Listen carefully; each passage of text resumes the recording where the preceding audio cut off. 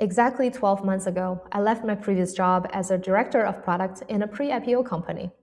Immediately had multiple offers on the table, great companies, prestigious titles, the kind of path that looks obviously right from the outside. But I didn't take any of them. Everyone thought I was crazy for rejecting these offers in this economy.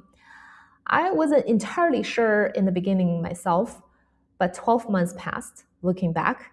Now I can confidently say that this year is so much better than going back to my 9 to 5 job and making a lot of money. Because I finally found myself and figure out what I want for the second half of my life.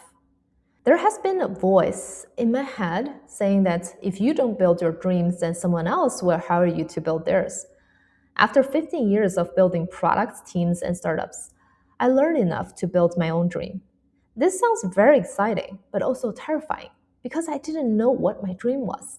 I decided to use 1 year to find it.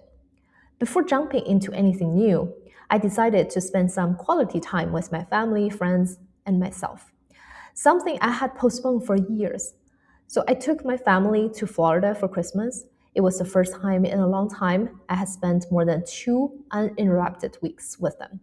And in January, friends from New York invited me to ski in Whistler. I barely knew how to ski when I arrived. A week later, I could ski safely without hurting myself or anyone else. And here's the trick. I learned fast because I didn't fear falling. But as a result, I did fall a lot and hurt my jaw.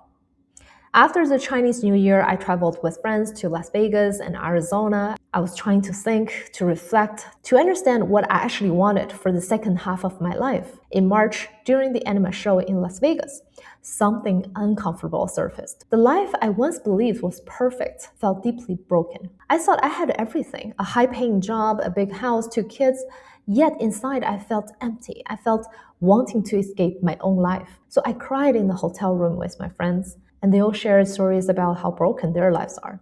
I have been lying to myself for so long that I don't even know what I actually want, but I want to figure it out.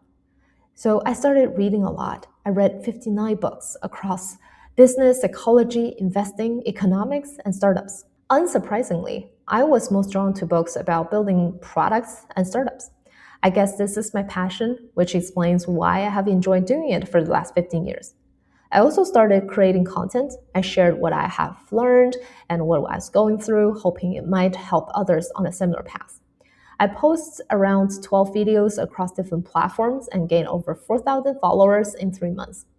Most came from one video where I explained how I vibe coded a manifestation app and launched it on App Store. So from the outside, it looks all great and promising, but in reality, it wasn't. I was diagnosed with depression and anxiety and prescribed medication. I didn't understand what was happening, so I spent hours talking with therapists, but most often with ChatGPT, trying to make sense of it. The conclusion was painful. I didn't accept myself. I didn't love myself. Without income, external success, or constant validation, I didn't know how to be okay with who I was. My whole mental health journey deserves its own story, and I will talk about it in a separate video. Around that time, I came across an opportunity to build a sustainable wear brand. I had never built a consumer brand before, so I went back to China, visited manufacturers, and spoke with experts. While everyone was racing to develop AI products, betting on sustainable wear felt like an odd bet. But my intuition told me that I should do it. The world doesn't need another AI app, but it might need a pair of socks that are not made of plastic and that actually save the planet.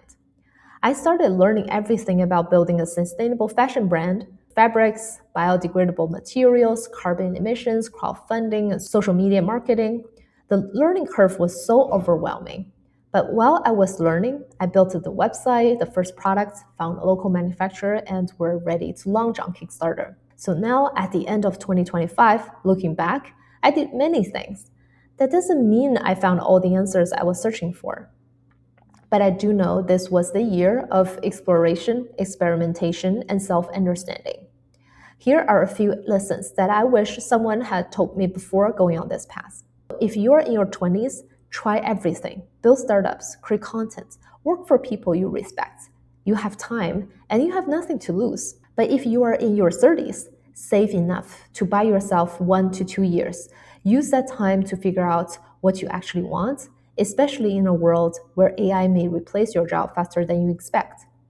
I helped build 2 startups while working a 9 to 5. So if you're only experimenting, that can work. But if your job is super demanding like the one I had, and you are the driver of your startup, you will eventually have to quit. So be prepared. Ask the questions and find the best books, mentors, or AI to answer them.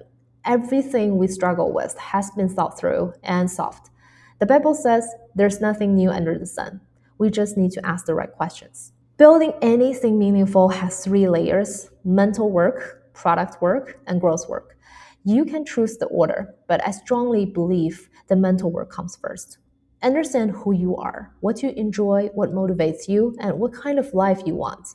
Only then should you build your products or service and grow fast. Success is not only about intelligence, effort, or luck, it's about momentum. I have spoken with many smart, capable people who are stuck because they are exhausted and they have convinced themselves that it is too late. So without energy and desire, nothing happens. Anything worth building takes time. I rushed at the beginning. I worked 15-hour days, ignored my health and family, and expected fast results. That pace burnt me out.